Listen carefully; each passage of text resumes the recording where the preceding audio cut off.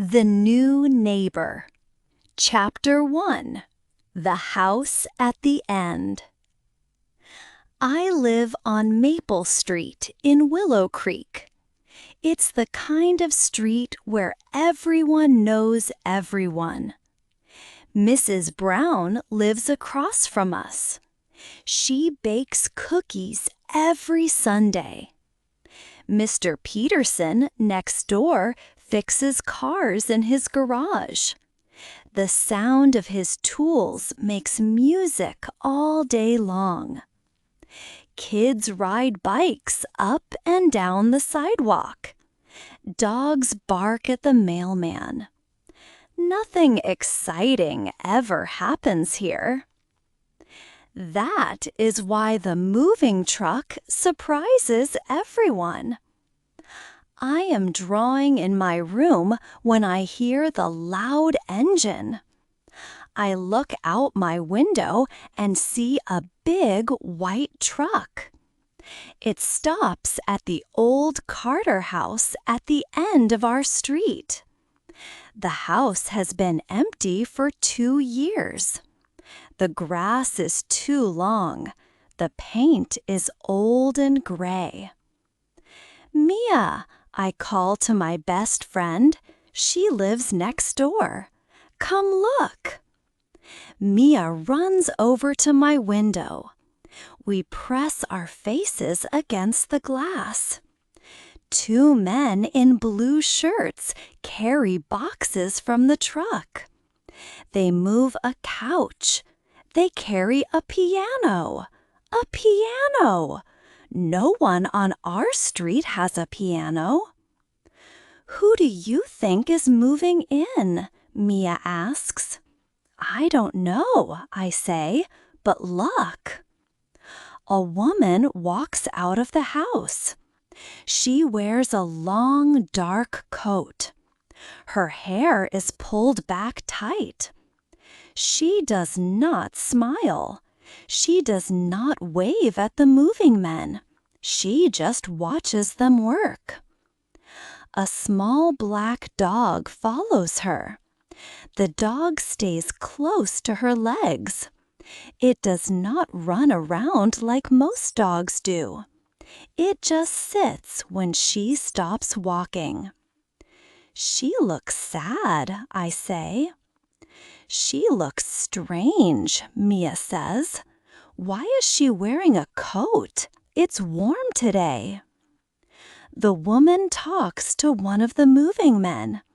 We cannot hear what she says. Her voice is quiet. The moving man nods and carries another box inside. Mrs. Brown comes out of her house. She walks across the street toward the woman. Mrs. Brown always talks to new people. She likes to welcome them to the neighborhood. But when Mrs. Brown gets close, the woman turns away. She walks back into the house with her dog. Mrs. Brown stands there for a moment. Then she shakes her head and walks back to her house. "That was rude," Mia says. "Maybe she is shy," I say. "Or maybe she is hiding something," Mia says. I watch the moving truck for another hour. The woman comes outside 3 more times. Each time, she does not look at anyone. She does not talk to her neighbors. When Mr. Peterson waves at her, she pretends not to see him. At dinner, I tell my mom about the new neighbor. "A woman moved into the Carter house," I say. "She has a small black dog." "That's nice," Mom says. "She serves us chicken and rice. Maybe we can bring her some cookies tomorrow." "She didn't talk to Mrs. Brown," I say. "Mrs. Brown tried to say hello, but the woman walked away." Mom thinks about this. Some people need time to feel comfortable in a new place, she says. Moving is hard work.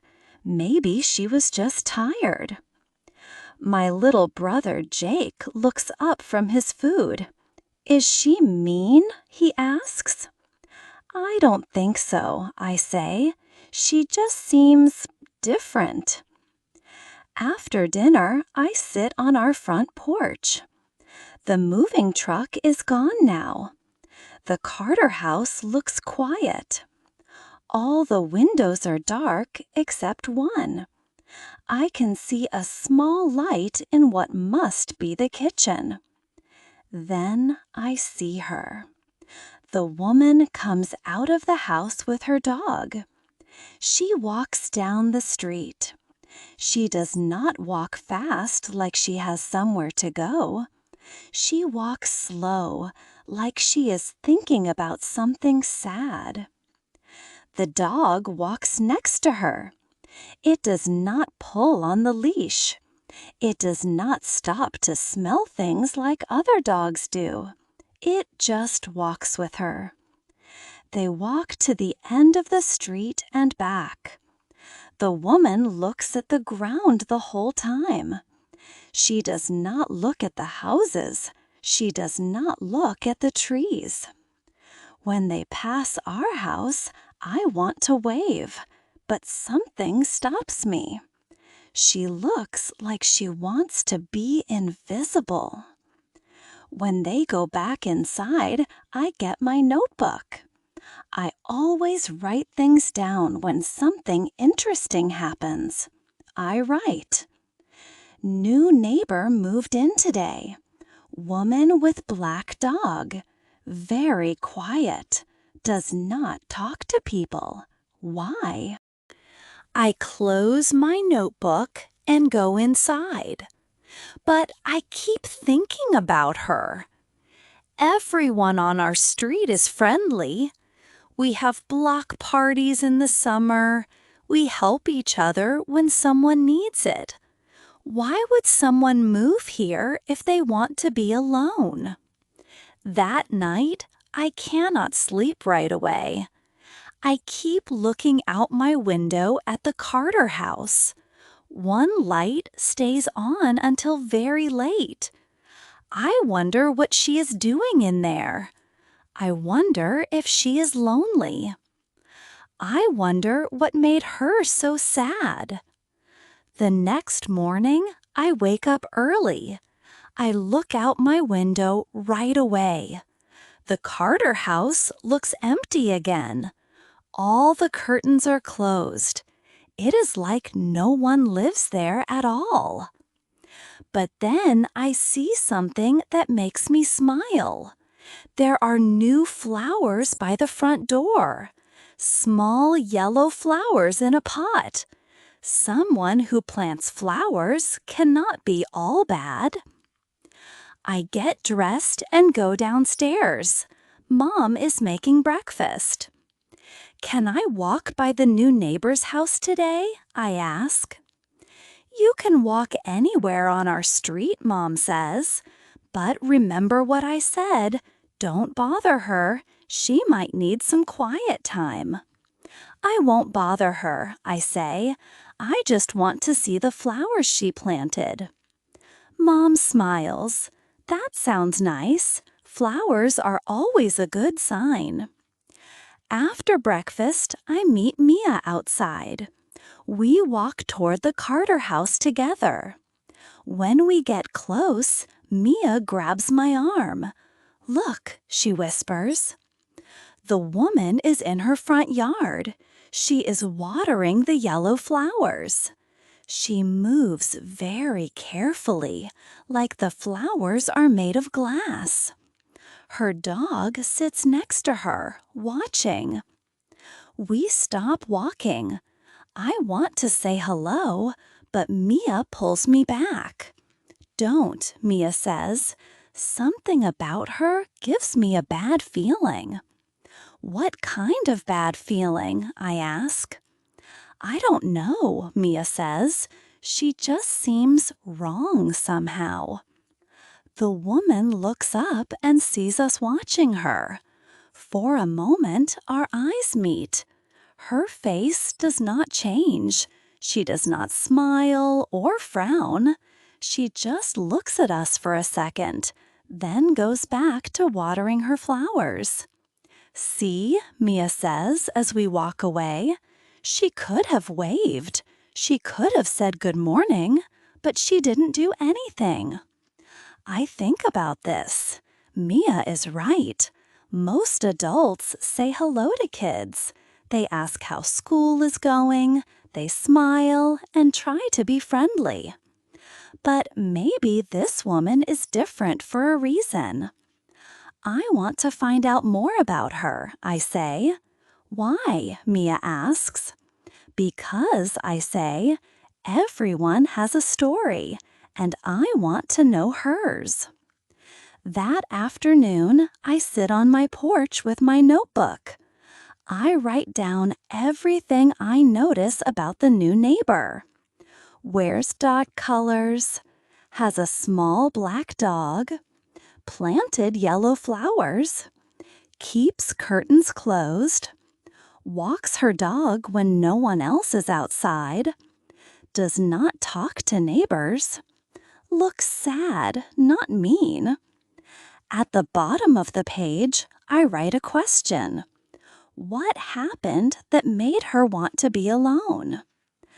I decide that I am going to find out, not because I want to be nosy, but because sometimes people who look like they want to be left alone are really people who need a friend. And I think I might be the right person to be that friend. Chapter 2. Noticing Things. The woman has a routine. I figure this out after watching for 3 days. Every morning at 6 o'clock, she takes her dog outside. She does not go far, just to the mail docks and back. She wears the same dark coat every time. Her dog stays close to her legs. During the day, I never see her. The curtains stay closed. No lights come on. It is like the house is empty. But at 8 o'clock every night, she comes out again. This time, she walks further. She goes all the way to the end of Maple Street, then turns around and comes back. The walk takes exactly 15 minutes. I time it. "You're being weird," Jake says when he catches me watching from the window. "I'm not being weird," I say. "I'm being observant." "Same thing," Jake says. Maybe he is right, but I cannot help myself. The woman is like a puzzle, and I love puzzles. On Thursday, I notice something new. The woman's mailbox is full. Letters and packages stick out of it. She has not picked up her mail in days. I mentioned this to Mia when we walked to school. "Maybe she doesn't want to talk to the mailman," Mia says. "Or maybe she's hiding from someone," I say. "See," Mia says, "that's what I mean. Normal people pick up their mail." At school, news about the new neighbor spreads fast. Tommy Martinez sits behind me in math class. He leans forward and whispers, "My mom says the new lady is really strange." "Strange how?" I ask. "She ordered groceries online," Tommy says. "The delivery guy said she made him leave the bags on the porch. She didn't even open the door." "Maybe she was busy," I say. Or maybe she's sick, says Sarah Chen. She sits next to me. My dad is a doctor. He says some people have diseases that make them afraid to go outside. This makes me think. Maybe the woman is not being rude. Maybe she is scared. At lunch, more kids talk about her. The stories get bigger and more dramatic with each telling. I heard she never turns on lights, says Marcus. I heard she talks to her dog like it's a person, says Ashley. My sister says she might be in witness protection, says David. You know, hiding from criminals. That's silly, I say. If she was hiding from criminals, she wouldn't move to a street where everyone watches everyone. Then why doesn't she talk to anyone? David asks. I do not have a good answer for this, but I know the other kids are wrong. She is not dangerous. She is not crazy. She is just different. After school, I walk home alone. Mia has piano lessons on Thursdays. When I pass the Carter house, I see something that makes me stop. The woman is in her front yard again, but this time she is not watering flowers. She is fixing her fence. One of the boards is loose. She has a hammer and some nails. Her dog sits in the shade, watching her work. Every few minutes, the woman stops and pets the dog's head. The dog's tail wags just a little bit.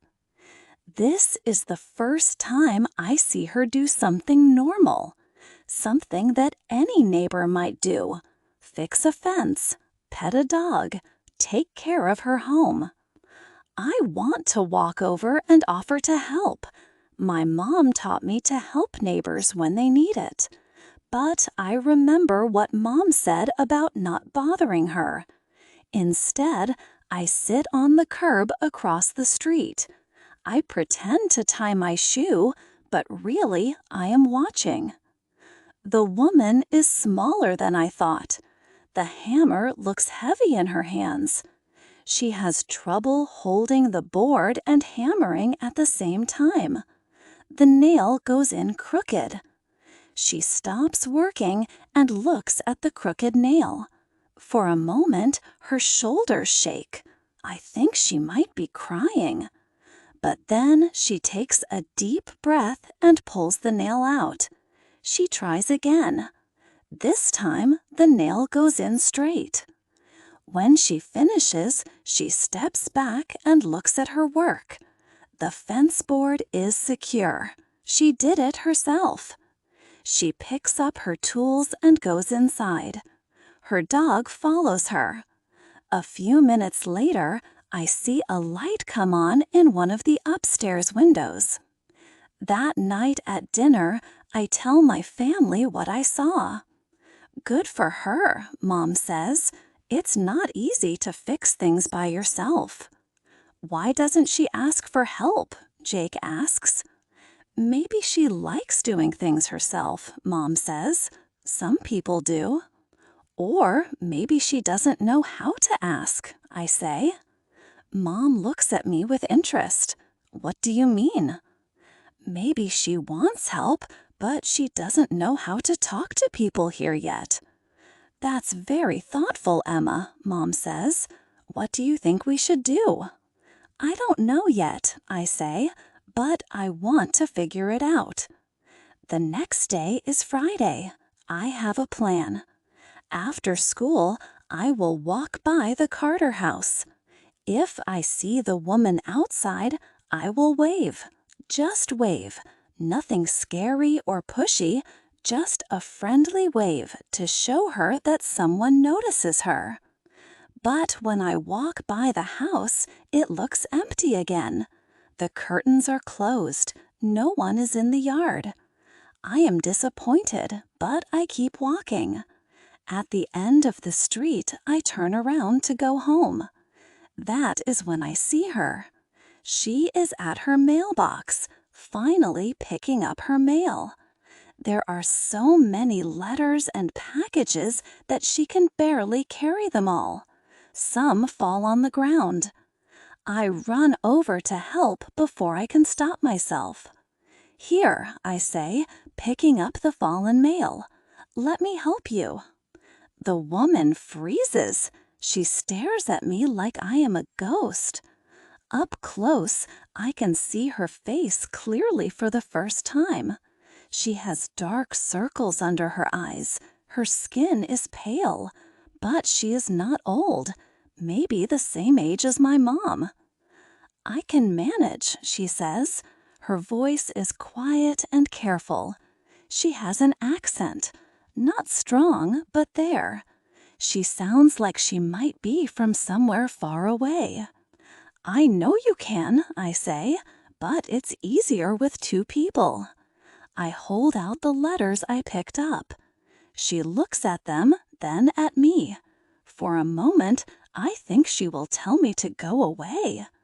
Instead, she takes the letters. "Thank you," she says. "I'm Emma," I say. "I live in the yellow house." She nods, but does not tell me her name. She balances the mail in her arms and starts walking toward her house. "Nice flowers," I call after her. She stops and turns around. "Excuse me?" "Your yellow flowers," I say, "by your front door. They're pretty." For the first time, her face changes. Not exactly a smile, but something softer. "Marigolds," she says. "They were my—" She stops herself. "Thank you." She walks to her house and goes inside. I stand there for a moment, thinking about what just happened. She talked to me. She said thank you. She almost told me something about the marigolds, but changed her mind. It is not much, but it is a start. That night, I write in my notebook. Her name, don't know yet. Her voice, quiet, accent. Her flowers, marigolds. They mean something to her. Her dog still stays close to her. What I learned, she is not mean, she is careful. At the bottom of the page, I write, she almost told me something about the marigolds. What was she going to say? I look out my window before I go to bed. The light is on in her upstairs window again. I wonder what she does up there all evening. I wonder if she is lonely. I wonder if she wants a friend but does not know how to make one. Tomorrow is Saturday. Maybe I will find out more. Maybe I will learn her name. Maybe I will figure out why someone would move to a street full of friendly people but try so hard to stay invisible. One thing I know for sure, there is more to the story, and I am going to find out what it is. Chapter 3: The Broken Mailbox. I wake up Saturday morning to the sound of shouting outside. I look out my window and see Mrs. Brown standing in her front yard. She is pointing at something and talking very loudly. I get dressed quickly and go outside. Other neighbors are gathering too. Mr. Peterson is there, the family from the corner house. Even Jake comes out to see what is happening. Mrs. Brown's mailbox is broken. Not just damaged, completely destroyed. The metal post is bent.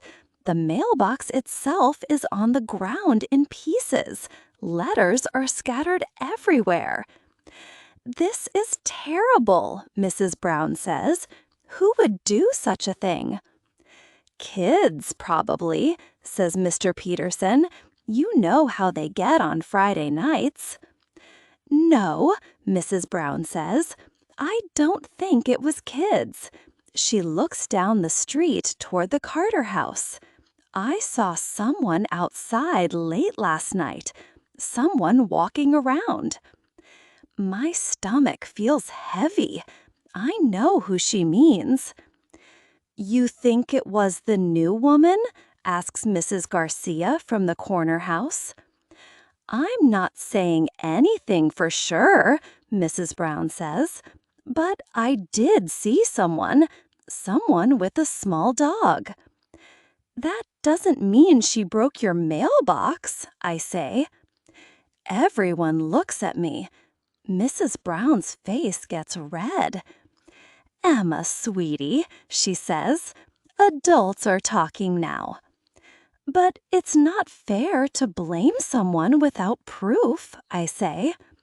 No one is blaming anyone, says Mr. Peterson, but his voice does not sound sure.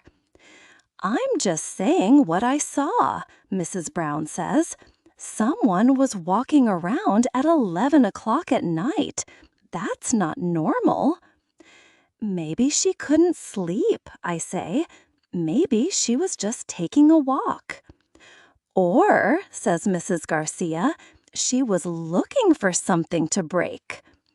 I feel angry now. These are good people, nice people, but they are being unfair. You don't even know her name, I say.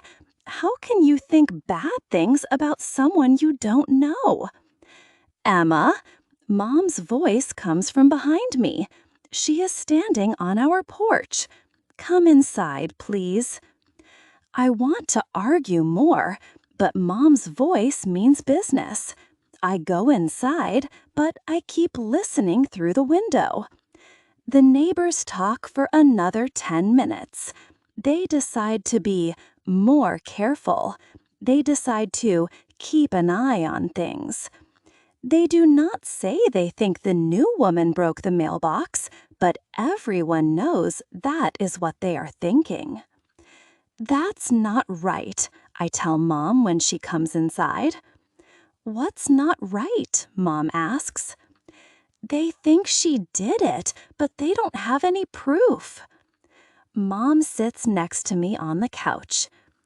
You're right. It's not fair to assume someone is guilty without evidence. So why didn't you say something? Because, Mom says, sometimes it's better to let people calm down first. When something bad happens, people get scared. They want someone to blame. But she didn't do anything wrong, I say. How do you know? Mom asks gently. I think about this. I do not really know. I have only talked to the woman once, but something inside me says she would not break someone's mailbox. I just know, I say. Mom nods. Sometimes our feelings about people are right, but sometimes we need to be careful too.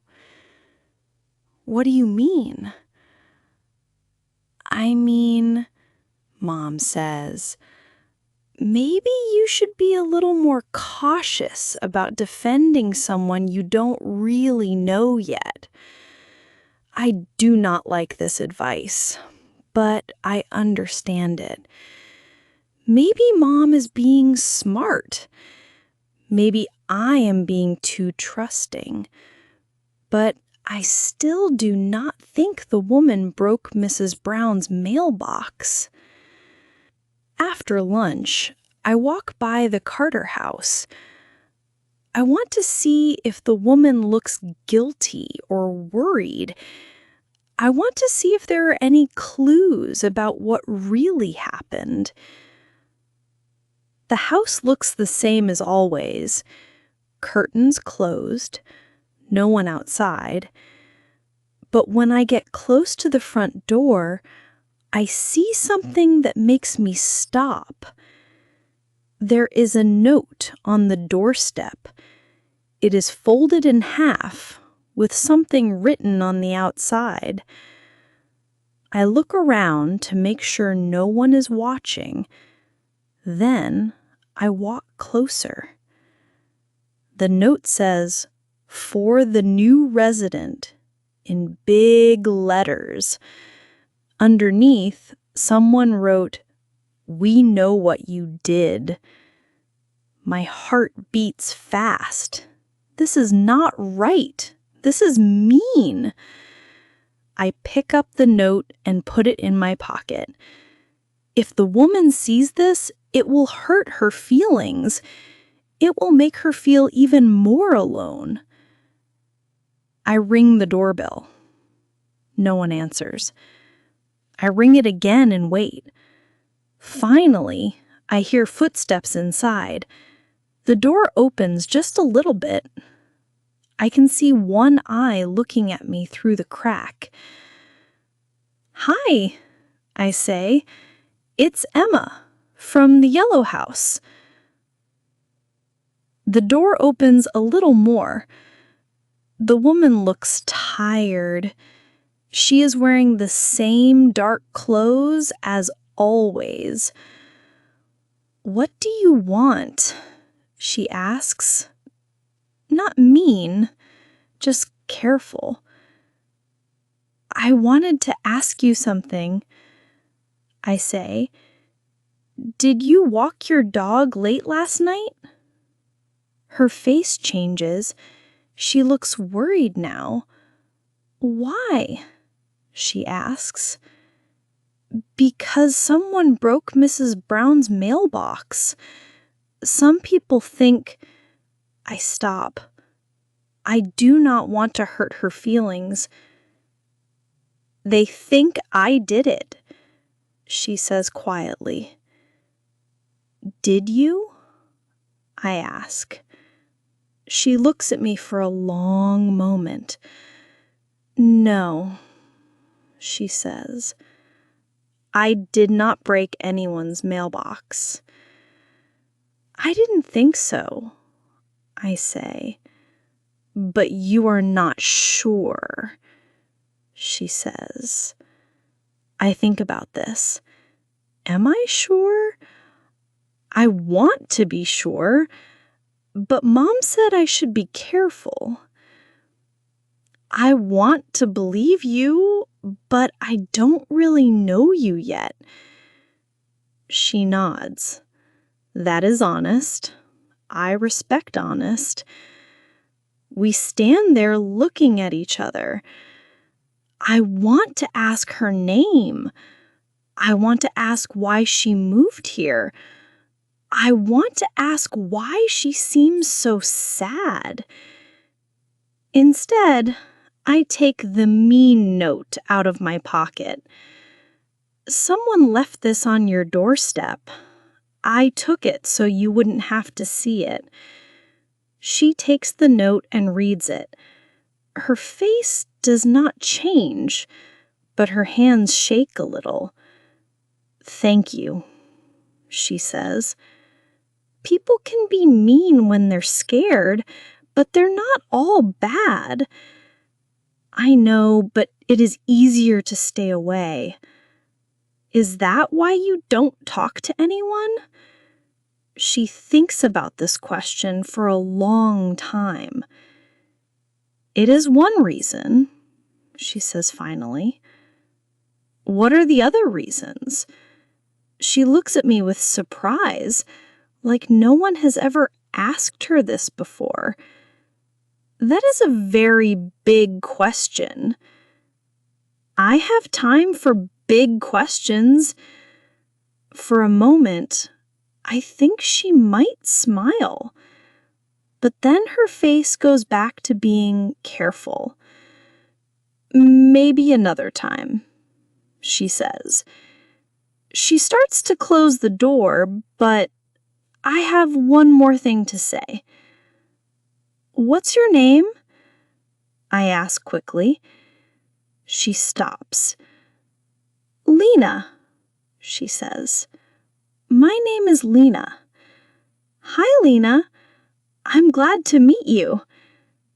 This time she almost does smile. "Hello, Emma," she says. Then she closes the door. I walk home feeling different, better and worse at the same time. Better because I know her name now. Better because I talked to her and she talked back. Worse because I saw how the mean note made her hands shake. Worse because I know some of my neighbors think she is a bad person.